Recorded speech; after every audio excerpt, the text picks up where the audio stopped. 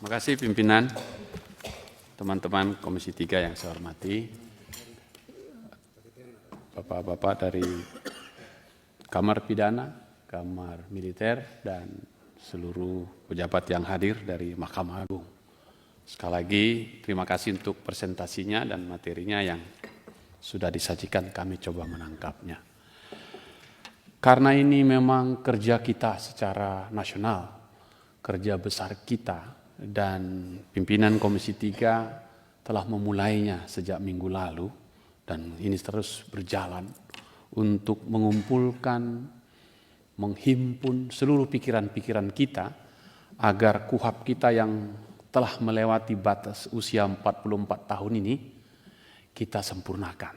Itu semangatnya di situ. Yang kedua, tentu kalau para ahli akademis, tentu kami akan mengundang para guru besar, ahli-ahli hukum dari kampus. Dengan bapak-bapak semua mitra kita dan ibu, tentu yang mau kami minta adalah lesson learn. Pengalaman menjalankan KUHP yang 44 tahun itu usianya. Itu yang kami inginkan sebenarnya. Apa yang tadi sudah disampaikan, ini adalah lesson learn tadi yang sudah disampaikan. Karena itu lewat Bapak dan Ibu semua, mohon kepada Ketua Mahkamah Agung untuk menugaskan secara khusus Lemdiklat kita, badan penelitian kita, badan pengembangan kita, memberi konsentrasi penuh, kajilah KUHP ini dengan cara mengumpulkan sebanyak-banyaknya lesson learn dari seluruh pengadilan negeri di Indonesia, dari seluruh pengadilan tinggi di seluruh Indonesia, dan juga dari kamar-kamar tundan tadi juga, kamar pidana dan kamar militer. Saya juga berharap sekali, dan saya kira ada datanya, kita akan bangga sekali bila dipresentasikan seberapa sukses KUHP ini, seberapa tidak sukses KUHP ini dari sejak tahun 81 sampai 2025 ini. Semua punya pengalaman. Yang mulia menjadi hakim yang sangat lama menggunakan ini. Pasti ada kekurangan, ada yang harus diisi, harus kita sulam bersama-sama. Nah, misalnya ada berapa puluh ribu perkara pidana yang sudah terjadi dikumpulkan baik inkrah di level PN atau di tingkat 1, banding maupun sampai di Mahkamah Agung. Dari situ akan terlihat mana sebenarnya bolong-bolongnya. Kira-kira begitu. Kami berharap sekali ada data itu sehingga kita bisa memotret KUHP kita ini di sektor mana dia bolongnya, terutama dari sisi yang mulia menangani perkara. Saya membayangkan itu. Misal ini. Kalau saya baca seluruh peraturan Mahkamah Agung yang dikeluarkan, seluruh surat edaran Mahkamah Agung yang dikeluarkan, pasti itu karena kekosongan hukum acara kita. Saya kira kita setuju itu.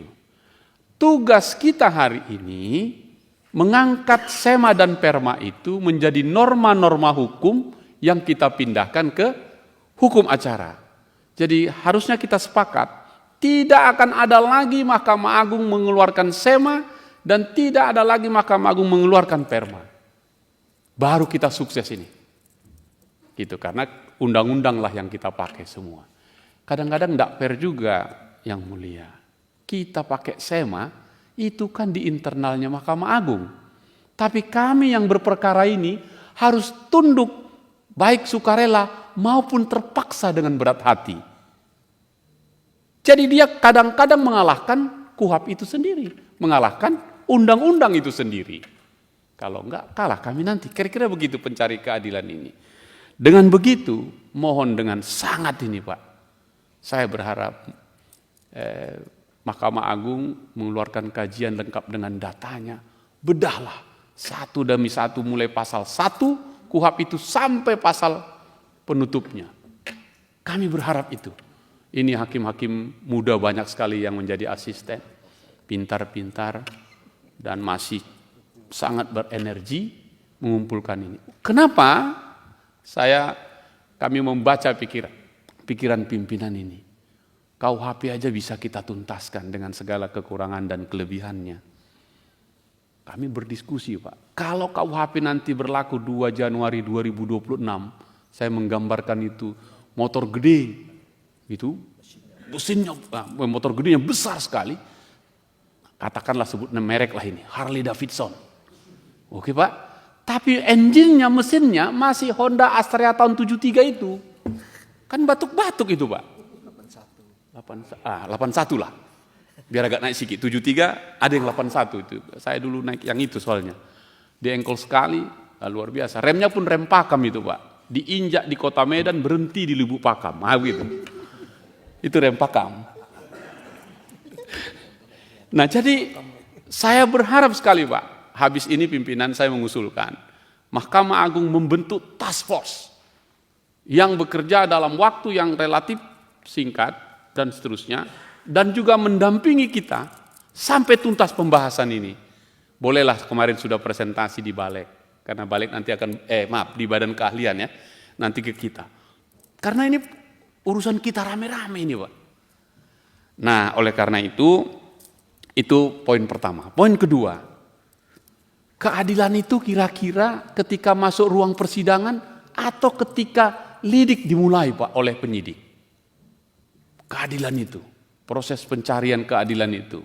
Ada kesan yang dibangun di kita, ruang persidanganlah tempat mencari keadilan.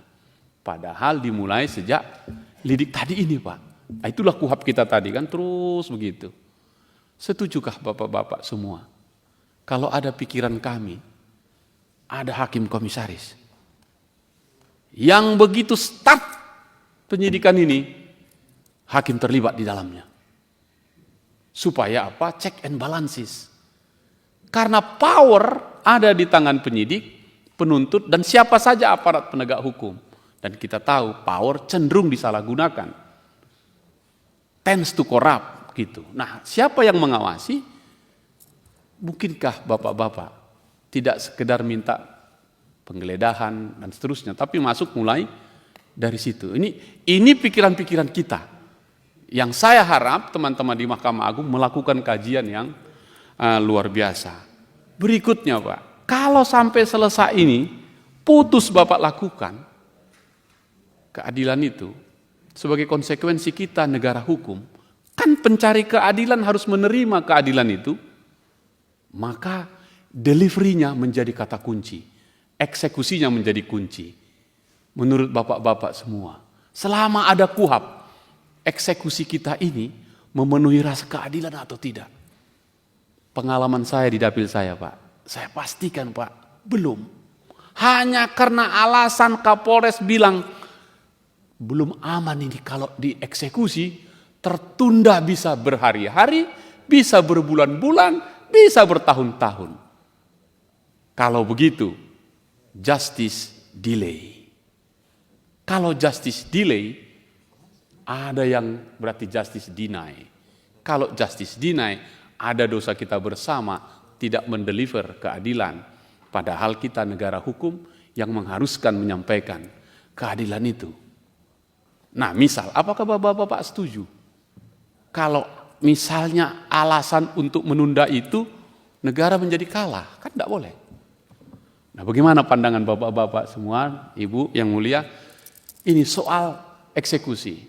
Itu eksekusi fisik. Sekarang di amar putusan pidana misalnya, ada pidana denda. Misalnya membayar denda berapa? Katakan 1 miliar. Bila tidak dibayarkan, mengganti badan, misalnya 6 bulan, begitu. Berapa, Pak, data di Mahkamah Agung, putusan yang kayak begini ini dijalankan atau tidak, Pak? Dan kalau tidak dijalankan, kenapa tidak dijalankan? Dan kalau dijalankan, bagaimana itu dijalankan? Saya ingin membedah ini untuk KUHP kita ini agak detail dia, supaya kita pelajari itu dengan sangat baik. Karena itu sekali lagi pimpinan, khusus untuk ini saya mohon Mahkamah Agung bentuk tim khusus tentang ini, dan hakim-hakim muda saya kira cukup baik itu. Untuk yang militer ini mohon izin pimpinan. Ini Pak, tadi soalnya saya kalau dengar nama Pak Manao ini pasti dari Ononia ini. Ya, dari. Kasus tadi saya ikuti Pak, yang tadi koneksitas tadi ya. Sekarang kasus sedang terjadi nih Pak, tapi agak dalam sedikit kasusnya ini di Asahan. Yaitu ketika Gakumnya Kehutanan melakukan penangkapan atas penyeludupan kulit terenggiling 1,1 ton. Yang menarik adalah yang ditangkap oknum lah kita bilang ya, 2 oknum TNI, 1 oknum Polri, 1 sipil. Barang buktinya sama, yaitu si kulit terenggiling ini. Tadi Bapak tadi sudah sebutkan, yang ini langsung pergi ke Denpomnya, ini pergi ke sini, ini pergi ke sini. Persoalannya ini hukum pidananya ini. Ini si sipil ditahan, hampir habis masa penahanannya, belum bisa dilengkapi karena jaksa minta diperiksa siapa pemilik barang itu. Ternyata pemilik barang itu oknum TNI ini. Tidak ada yang bisa menyentuhnya. Maka jika ini tidak disentuh, bisa jadi ini perkara tidak tuntas. Jadi saling menyandra malah kalau barang bukti ini. Kalau Bapak tadi sebut, nanti kalau putus barang bukti kasih ke sini, dipakai untuk perkara ini, kan begitu Pak. Ini serentak dia berjalan dan seterusnya. Perlukah KUHP kita atau Bapak ikhlas atau tidak Pak? Kalau sudah berkoneksi dia kejahatannya adalah kejahatan umum, ini teman-teman TNI ikhlas saja, sudah kesini saja. Karena demi keadilan tadi kan. Dan kejahatannya adalah penyeludupan kulit terenggiling yang besar angkanya. Ini pun menjadi soal. Menurut Pak Manao adalah KUHP kita udah nyelesaikan ini belum Pak? Kalau Bapak tadi kan nyampaikan. Sekarang kami minta Bapak, boleh nggak Bapak nuliskan normanya? Pikiran Bapak-Bapak dari Mahkamah Agung. Kami hormat pada apa yang diusulkan, nanti kami coba membuat normanya. Sekarang kita balik. Berkenankah teman-teman Mahkamah Agung membuat norma-norma itu tadi masuk ke KUHP kita tadi? Saya belum tahu pimpinan apakah kami ini nanti merevisi atau bikin baru. Kita belum tahu. Ada juga pikiran membuat omnibus law gitu kan, dikumpul semua yang berkaitan tadi itu.